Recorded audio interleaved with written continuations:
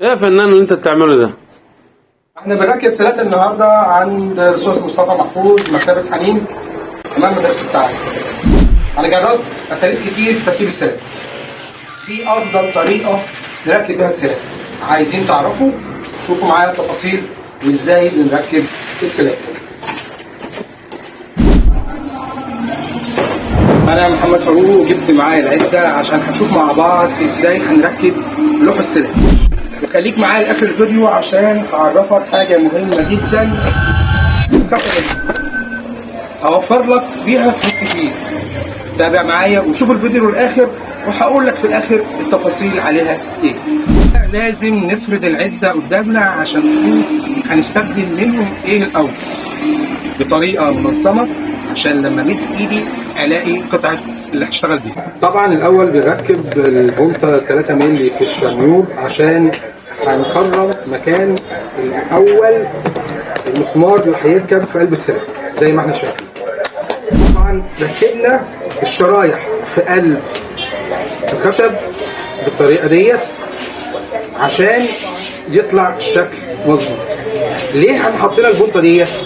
عشان المسمار لو عملنا البونطه 6 مللي تحت الحيطه عملناها هنا هتلاقي في سنه تطبيعه صغيره كده للسلات يتطبق، فاحنا مش عايزين الشكل يبقى فيه اي تطبيق، يبقى الفينش كويس. اول حاجه بنقيس حوالي 20 سم من هنا بالطريقه ديت. والله يرحمه معلمي الحاج علي كان بيقول لي قيس 100 مره واقطع مره واحده. ليه؟ لان ممكن تقيس كذا مره بس لما تيجي تقطع هتلاقي فيه مشكله ان انت بوظت الخشب. بعد كده بنجيب الشنيور بنعمل حاجه بسيطه خالص لان كله على بعضه حوالي 3 مللي مع السقف. بنقسم الباقي بنفس الطريقه للاخر في الثلاث الواح. طبعا واهم حاجه واحنا شغالين لازم نتاكد ان ما يكونش فيه حاجه تحتيه عشان ما يبقاش تاثير للشكل سواء كان لوح سلات او قطعه ازاز او خشب. واهم حاجه لازم يكون مكاننا نظيف لان الله يرحمه معلمي كان بيقول الصنايعي ما بيوسخش ايده. ليه؟ لان كل حاجته بتبقى مظبوطه ومرتبه مش شكل كده وخلاص، لا، وفي نفس الوقت ما يبقاش المكان كله مكركب. بس ايه معنى ان الصنايعي يكون ايديه نظيفه مع انه شغال بايديه وشغال بالعده؟ اكيد طبعا انا مسكت العده واشتغلت ففي شويه ريش وقعوا صغيرين، مش لازم بقى اقعد اتك عليها وبهدل الدنيا. خلصت انضف المكان، لازم اسيب مكاني نظيف وانا ماشي. يعني انت واخد شعار النهارده اترك المكان انظف مما كان. والله لمسه وكلمه كويسه جدا منك يا استاذ مصطفى. اترك المكان انظف من مكان.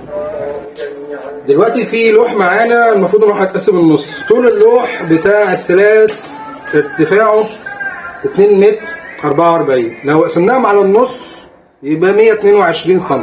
هنقصهم بالصينيه بالطريقه دي. اول حاجه هنجيب ال 120 سم كده المتر 122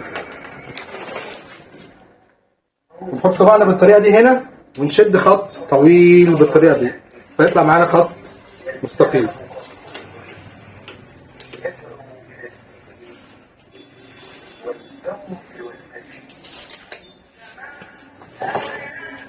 بعد كده بنقيس 3 سم ونص من اول الخط.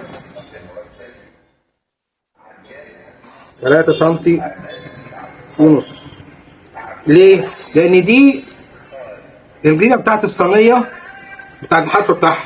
بعد كده هنحط الخشبه هنا ونشد الفتيلين عشان نقص بالصينيه. 122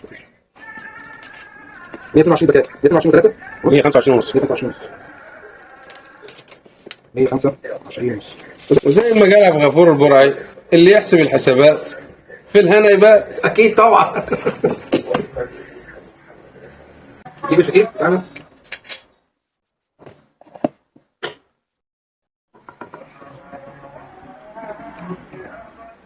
الطريقه ديت نربط الناحيه الثانيه. انت ليه حطيت اللوح بالعكس؟ بص يا استاذ مصطفى، انا حطيت اللوح بالعكس عشان الصينيه لما نقطع بيها الشكل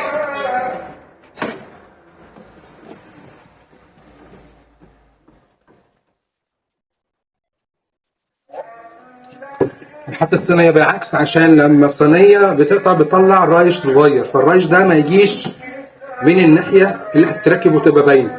تمام. هنوصل الصينيه دلوقتي ونقطع خط مستقيم، لان الخشبه دي هي الدليل ليا ان انا اقطع بطريقه صح. القاعده بتاعت الصينيه بالطريقه ديت عشان ما تبقاش الصينيه بارزه للاخر. ونثبت. بعد كده بنشغل، اتاكد ان المكان بعيد.